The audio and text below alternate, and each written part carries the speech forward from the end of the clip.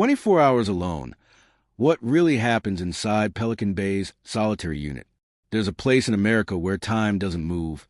It just circles you, where a man can scream for hours and not one soul will answer, where the only thing louder than the silence is your own heartbeat. This is Pelican Bay State Prison, but not the yard, not the blocks, not even the high-security wings. I'm talking about the SHU, the Security Housing Unit, one of the most feared solitary confinement units in the United States. Today, we follow Marcus Hale, a man serving a sentence most people have never heard of, surviving a day inside his own mind. He has no cellmate, no sunlight, no human contact, just a cold concrete box, and a door that almost never opens. But on this particular day, the day we're about to step inside, something happens in Pelican Bay's SHU that guards will whisper about for years. Because sometimes the most dangerous thing inside a prison isn't the inmates, it's what isolation turns them into.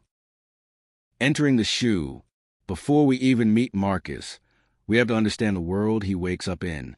The SHU is a fortress inside a fortress, a place built not for punishment, but containment. Guards here move in pairs, wearing stab-proof vests and carrying keys that jingle like tiny alarms. Every door opens with a heavy metallic thud, the kind that tells you the outside world is far away. The hallway is quiet, too quiet, not peaceful quiet. That thick, heavy quiet that makes you feel like sound itself is afraid to enter. Cells are lined in neat rows, windowless, identical, unforgiving. Some inmates pace like caged lions. Others sit perfectly still, staring into space as if their minds slipped through the cracks years ago. And then there's cell 122, where Marcus Hale is beginning another day he never asked for. Introducing Marcus Hale. Marcus isn't what most people imagine when they picture a Pelican Bay inmate. He wasn't a gang leader. He wasn't a killer. Not a monster. He was a quiet kid from Oakland who made a mistake that cost him everything. A robbery gone wrong. No one died, but someone was hurt. And California doesn't play with time. But what landed him in solitary wasn't the crime. It was a fight, a split-second reaction in the yard. 2 punches thrown. 1 inmate hospitalized. Intentional or not, it didn't matter. They shipped Marcus to the SHU for investigation. That was 14 months ago. He hasn't touched another human being since. Now, he sits on the edge of his concrete bunk, hands pressed together, whispering to himself like he's trying to glue his sanity back together. The morning ritual. At exactly 6 a.m., the lights blast on a harsh, buzzing fluorescent glow that doesn't warm a room, it interrogates it. A slot in his door pops open. A tray slides through.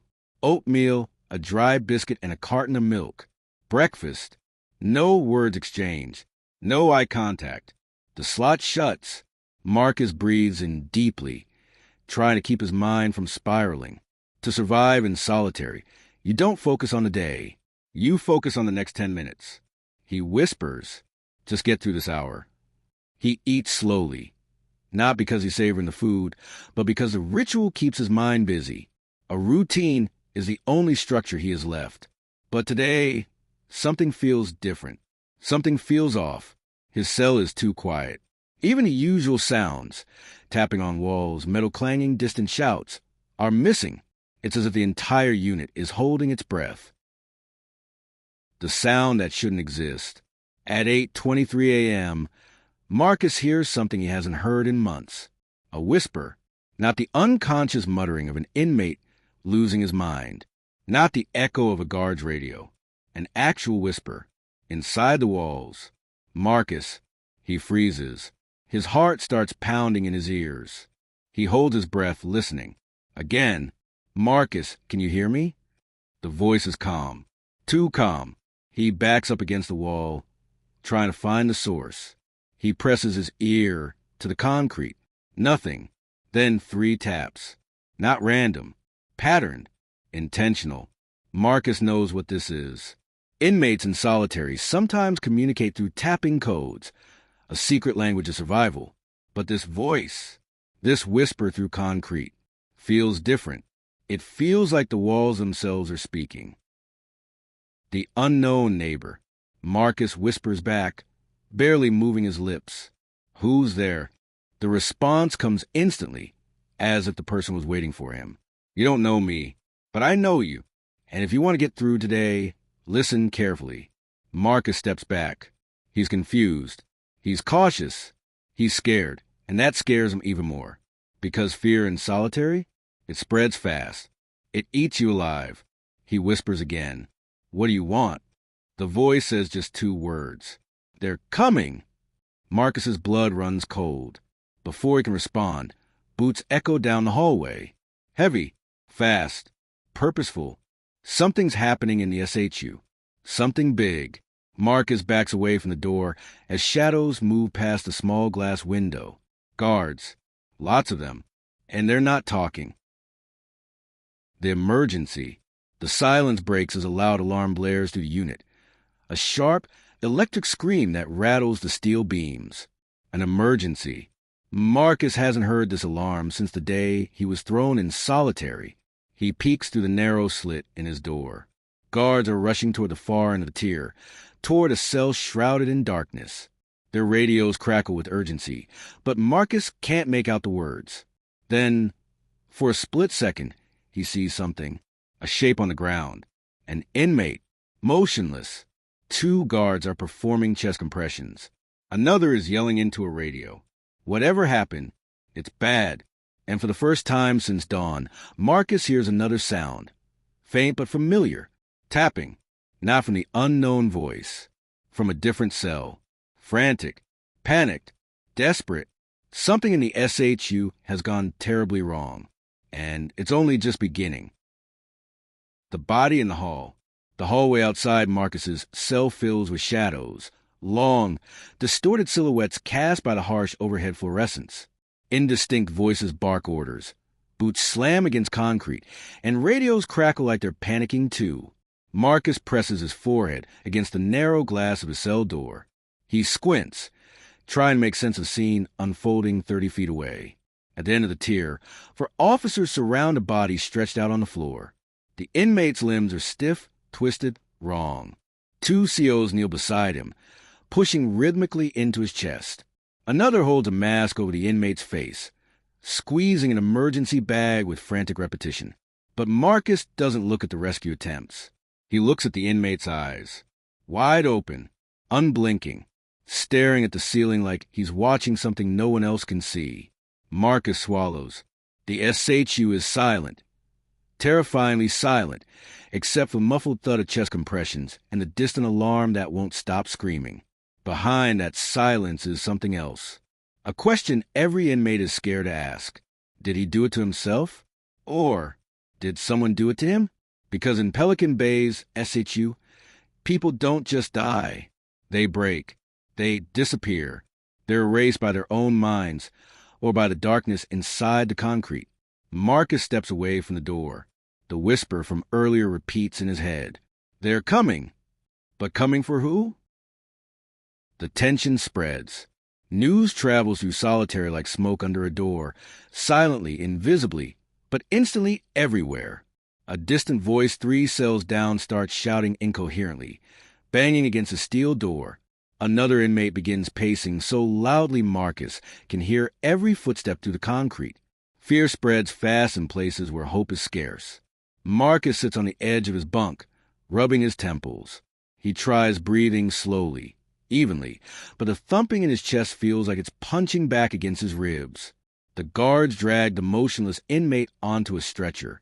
He rolls past Marcus's cell, and for a split second, Marcus sees the man's face clearly.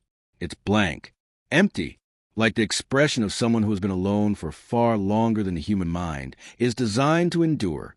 Marcus's throat tightens. He wants to look away, but he can't, because in that face, he sees his own reflection. The whispering voice returns, barely audible, like a secret leaking through the cracks. Do you understand now? Marcus feels the hairs on his arms stand up. He whispers back, afraid to raise his voice. Understand what? But the voice doesn't return. Instead, something else does. Footsteps. Slow. Heavy. approaching, and every inmate on the tier goes silent. The visit no one wants. A guard stops at Marcus's cell, peering through the glass. His nameplate reads Dalton. Marcus has seen him before, always stern, always distant. The kind of officer who follows rules so strictly they become his identity. Dalton unlocks the food slot and speaks through it without bending down. "Hail!" Step back from the door. Marcus obeys, stepping toward the far wall. Another guard appears behind Dalton. Sergeant Rhodes, the kind of man who looks like he's been carrying the weight of Pelican Bay on his shoulders for decades. His face is carved with deep frown lines, and his eyes scan Marcus's cell like they're searching for ghosts. Marcus hail. Rhodes says, tone flat, "You're being moved." Marcus feels his stomach drop. Moved? Where? Why? He hasn't had a hearing. No write-ups. No incident. Pack your property. Rhodes continues. Marcus shakes his head slowly. "I didn't do anything." Rhodes' stare is cold but not cruel, more like a man who stopped expecting answers years ago. "This isn't punishment," he says. "This is protocol." Marcus tries to steady his breathing. Protocol for what? But before he can ask, Rhodes adds, "You'll understand soon enough." The slot slams shut. The locks engage. Marcus feels his pulse pounding behind his eyes. Something is happening in the SHU today. Something bigger than a medical emergency. Something planned. The whispering voice echoes again in his head. "If you want to survive today, listen carefully." Marcus looks around the tiny concrete room. There is no place to run. No place to hide. He is trapped, and something or someone is coming.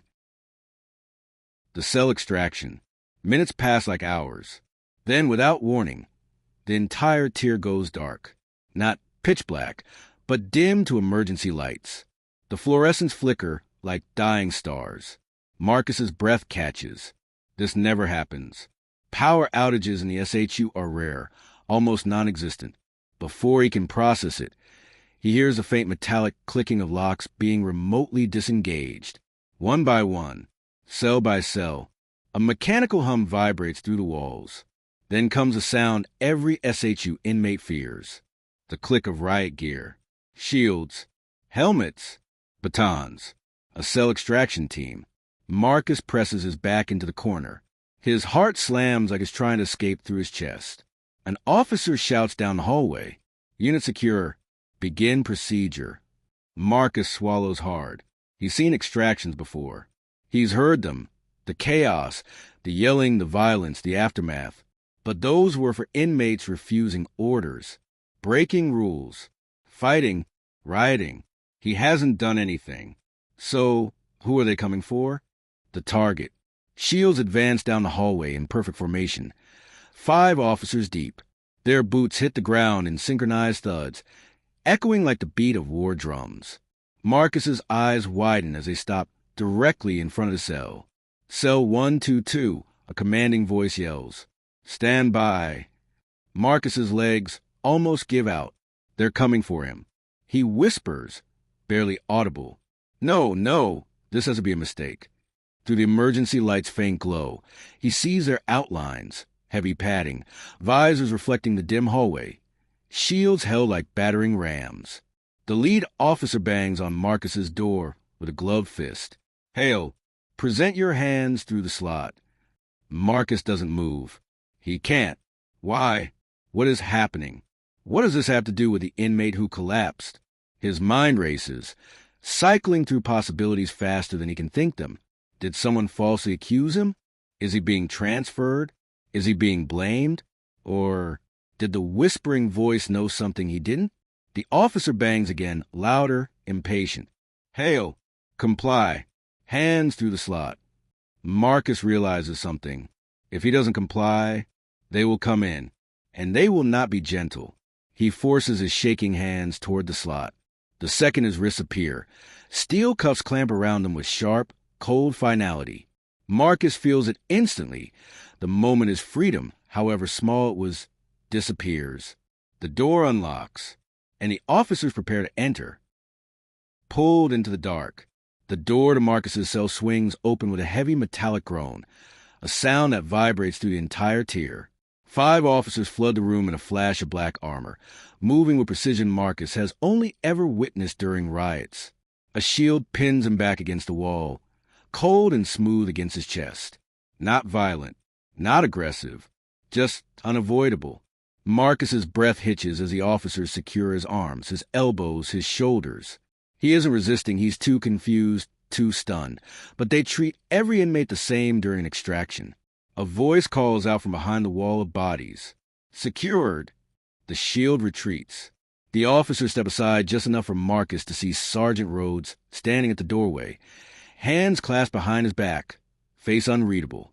Follow instructions, Rhodes says quietly. No one wants this to escalate. Marcus manages to speak, voice cracking. Why am I being moved? Rhodes doesn't answer. Instead, he nods once. A silent order. The officers lift Marcus to his feet and begin escorting him down the tier. The emergency lights flicker again, dimming the hallway into a reddish haze. Every cell he passes contains a pair of glowing eyes, inmates who press against the tiny windows, watching in silence. Some stare in confusion, others in pity, but most stare with a look Marcus recognizes too well. Thank God it's not me. The walk to a pod. Marcus has marched through the long, narrowing corridor that leads to a pod, the deepest and most heavily restricted part of Pelican Bay's SHU, a place most inmates don't return from. The sound of his own footsteps mixes with the heavy thumps of the officers around him. Each step echoes off the concrete, like they're descending into a cave. Marcus tries to focus on breathing. In, out, in, but his mind won't slow down. What did he hear earlier? A whisper through the wall. A warning. They're coming. Did that voice know this was going to happen? Was the dead inmate connected somehow? Finally, they reach a steel door with reinforced lock the size of Marcus's fist. It opens with a hydraulic hiss. Inside is a small, dimly lit chamber, a place inmates call the holding box. No windows, no bench, just steel walls and the hum of a vent that barely pushes air. Marcus is placed inside. The door slams shut. The echo lingers for a long, suffocating moment, then fades into heavy silence. Marcus closes his eyes. His thoughts begin swirling, louder than the humming vent. Why here? Why the holding box? Why today? And then he feels it, a vibration, faint, rhythmic. Someone is tapping, inside the holding box. The tap code message. Marcus's pulse spikes. Tap codes are the SHU's underground communication system, a language of survival carved into the culture of solitary. But this tapping feels deliberate, urgent, and impossibly close. He kneels down, pressing his ear against the cold metal wall. The tapping continues. Tap, tap, tap, tap, tap, tap, tap, tap, tap. Marcus's mind translates automatically, a skill he learned out of sheer necessity. 2 words. Not safe. Another series of taps follows. Faster this time. Watch them. Marcus sits back, eyes wide. Someone is warning him. Someone who knows what's happening today. He whispers softly, hoping his voice will travel through the hollow metal. Who are you? Silence. Then, tap, tap, tap, tap, tap, tap. 3 sets of double taps. A code he's only heard once before. The code inmates use when they can't give a name. The code for listen only. Marcus's heart races. If the warning is real, then every minute he spends in this box puts him deeper into something he doesn't understand. Then he hears something else. Footsteps outside. Multiple pairs. Moving quickly, urgently, not toward him, past him, like they're rushing somewhere. Somewhere worse.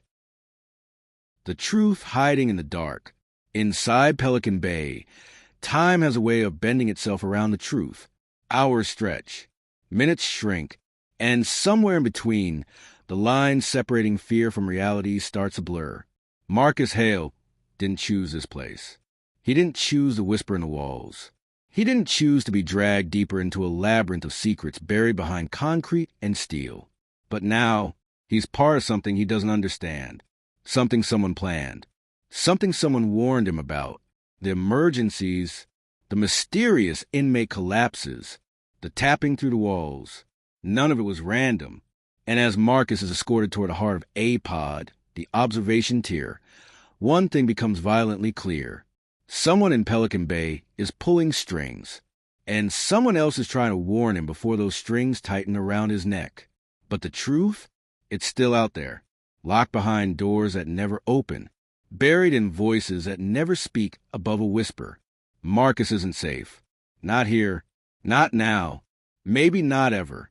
But his story, his fight, his unraveling, is just beginning. So if you think you've seen the darkest part of Pelican Bay, you haven't. Not yet. Don't forget to like, subscribe, and share this video, because the next chapter of this mystery is one you won't want to miss.